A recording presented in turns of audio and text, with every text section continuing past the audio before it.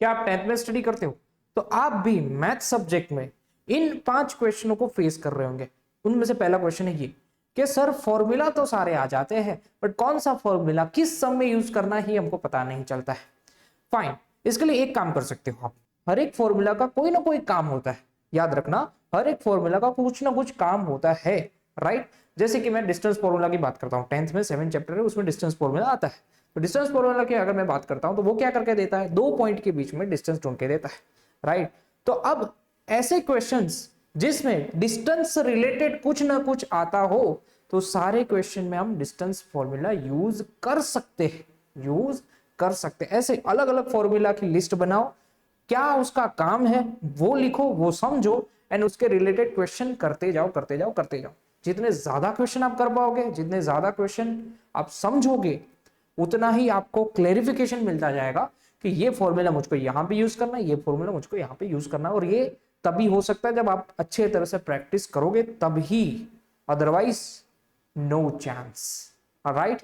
Second question है कि sir जो आंसर है उसके सारे स्टेप्स तो हमें लिखने आते हैं, राइट, बट कैसे लिखे जिससे मार्क्स कटे ही नहीं, एक भी मार्क्स कटे नहीं। हमको स्टेप्स आते हैं, क्या क्या करना है वो हमको पता है, पर कैसे लिखना चाहिए जिससे हमारा प्रेजेंटेशन बहुत अच्छा है। तो इसका एक सिंपल सा सॉल्यूशन है, अगर आपको सारे स्टेप्स आते हैं तब तो पहली बात तो कोई टेंशन की बात है नहीं, उसे बस प्रॉपर वे में लिखो, एंड जैसे ही आपका आंसर आ जाता है वहां पे एक पेंसिल से बॉक्स बना दो, और दिखने में एकदम परफेक्ट होना चाहिए, जितना हो सके उतना अच्छा दिखना चाहिए।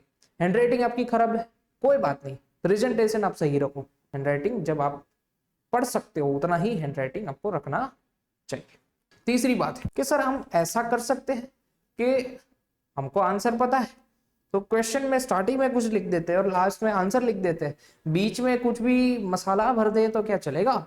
नहीं चलेगा। ये मैथ्स है, मैथ्स में बीच में परफेक्ट स्टेप्स आपको लिखने ही पड़ेंगे, अदरवाइज आप पकड़े जाओगे, और जैसे ही आप पकड़े जाओगे आपके पूरे क्वेश्चन में चौकड़ी मार दी जाएगी, यानी कि खत्म, खेल खत्म, खलास, फिनिश।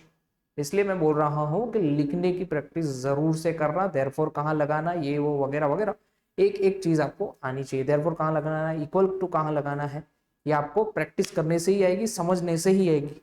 मैथ्स कोई रटने वाला सब्जेक्ट नहीं है दोस्त, आपको प्रॉपर वे में समझना ही पड़ेगा, तो ही काम बनेगा। आपके टीचर्स को देखो, टीचर्स कैसे लिखते हैं बोर्ड पे, है ना, उनको देखो, उनको ऑब्जर्व करो और सीखो कैसे लिखना है, राइट। कि सर सारे चैप्टर के जो फॉर्मूलाज होते हैं वो मिक्स हो जाते हैं। देखो अगेन वही फॉर्मूला वाली अगर बात होगी तो मैं तो बस यही सजेस्ट करूंगा कि आपको फॉर्मूला की एक लिस्ट बनाओ, क्या उसका काम है, फिर अलग अलग चैप्टर में उसे डिवाइड करो, एंड उसके रिलेटेड जैसे कि फॉर्मूला है एरिया ढूंढने का फॉर्मूला, तो एरिया ढूंढने के क्वेश्चन सारे खत्म कर डालो, है ना, एक एक टॉपिक उठाओ, सारे उसके रिलेटेड क्वेश्चन कर डालो, दैट इज इट। यही है बेस्ट वे कि आप फॉर्मूला कभी भूलोगे भी नहीं, है ना। फॉर्मूला आप ऐसे ही याद करते जाओगे, ऐसे याद नहीं रहने वाला है, कई बार प्रॉब्लम रहेगी, फॉर्मूला ऐसे याद नहीं रहेगा, बट आप क्वेश्चन सॉल्व करते जाते हो, क्वेश्चन सॉल्व करते जाते हो, क्वेश्चन सॉल्व करते जाते हो, तब आपको फॉर्मूला भी याद रहेंगे, और कब कौन सा फॉर्मूला यूज करना है वो भी आपको याद रहने लगेगा।